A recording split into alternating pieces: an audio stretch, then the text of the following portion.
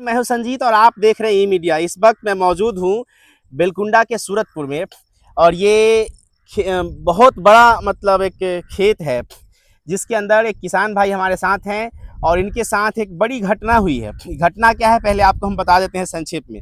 घटना ये है कि इन्होंने कद्दू का खेत लगाया जिसमें करीब करीब 160 पेड़ लगाया था और वो 160 पेड़ में से अब 150 पेड़ इन्होंने जीवित कर लिया था। और आप देख रहे हैं कि अच्छी खासी इसकी जो है प्लांटिंग वगैरह ये व्यवस्थित कर दिया था इन्होंने। और इससे इनकी उम्मीदें थी, चूँकि ये जाति से सहनी है लेकिन ये खेती पर आधारित है, मछली पालन नहीं करते हैं, खेती से अपना जीवन यापन करते हैं। लेकिन खेती से जीवन यापन करते हैं और इसी खेती की वजह से इनका परिवार भी चलता है, इनका संसार चलता है। किसी उपद्रवी ने जो है इनके 150 पेड़ को धारदार हथियार से काट करके और ये देख रहे हमारे साथ सुखाने का प्रयास किया है और इनको बर्बाद करने का प्रयास किया। लेकिन मैं आपको बता दूं कि जिसके पीछे सारा जमाना लगता है वो कहीं ना कहीं बहुत मजबूत और आगे होता है। बहरहाल दूसरा विषय ये है कि जिसने भी ये कुकृत किया है वह जो है डबल हत्या का दोषी है। आप ये पूछेंगे कि डबल हत्या का दोषी कैसे, तो यह पेड़ जो है जिस तरह से आप काटते हैं तो यह उस नवजात बच्चे की हत्या करने के बराबर है जो जन्म लेता है। कई जगहों पे उसके साथ जघन्य अपराध करके उसे मार दिया जाता है, नमक चटा के मार दिया जाता है। ठीक इस अपराधी ने इसी तरह से इसका भी हत्या कर दिया है। और दूसरा हत्या इस किसान का किया है जिस किसान ने बहुत मेहनत से बहुत पूंजी लगा करके और इसको बड़ा किया है। यह किसान की भी एक हत्या ही हुई है। भले ही रोते नहीं है, कहते नहीं, लेकिन इनके अंदर में संवेदना है, बहुत तकलीफ में है। शासन प्रशासन से इन्होंने बहुत अगुवाई की है, जुगाड़ लगाया है, कहा है कि हमें इसका मुआवजा दिया जाए, लेकिन इन्होंने इंश्योरेंस नहीं कराया हुआ था जिसकी वजह से लोग पीछे हट रहे हैं। मैं गुजारिश करूंगा शासन प्रशासन से कि वो इनकी मांग को पूरी करें। अब हम किसान भाई से बात करते हैं। क्या नाम है आपका? केदार सहनी। केदार सहनी जी।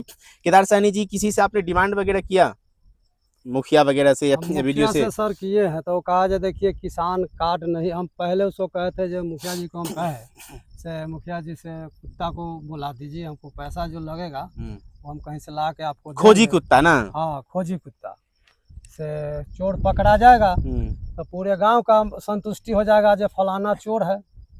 तो वो जो है से कहे कि जो देखिए से उसमें बहुत प्रधान है और अब बीमार नहीं बनवाए हुए हैं तो आपका मुआवजा कुछ नहीं मिलेगा, से छोड़ दीजिए, भगवान पर संगा दीजिए और उन्हीं पर आश्रित हो जाइए, भगवान पर।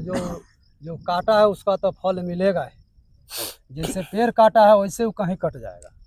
किसी से कोई दुश्मनी वगैरह थी आपकी? जो दुश्मनी तो सर था लेकिन क्या करें, उसको हम डायरेक्ट देखे नहीं तो नाम तो नहीं है, लेकिन नाम हम लगा रहे हैं आइडिया जे नाम अगर उसका हम अगर जान जाएंगे तो हम उस पर केस करेंगे। अच्छा, जरा ये इसका आप लोग अंदाजा लगाए कि कैसा दुश्मन हो सकता है, कितना लज्जित दुश्मन होगा, बेहया दुश्मन होगा, जो अगर ये पेड़ इसमें फल आता तो इनसे नहीं बाजार में किसी और से खरीद करके वो भी भोजन करता।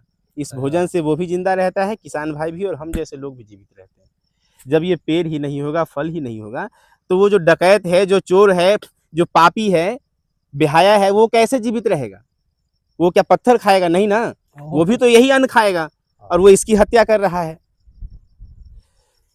हम किसान भाइयों से और दूसरे लोगों से भी यह आग्रह करेंगे कि आप भी अपने फसल का बीमा कराइए और अपने फसल की निगरानी करिए, क्योंकि लोगों की नीचता यहाँ तक पहुँच रही है।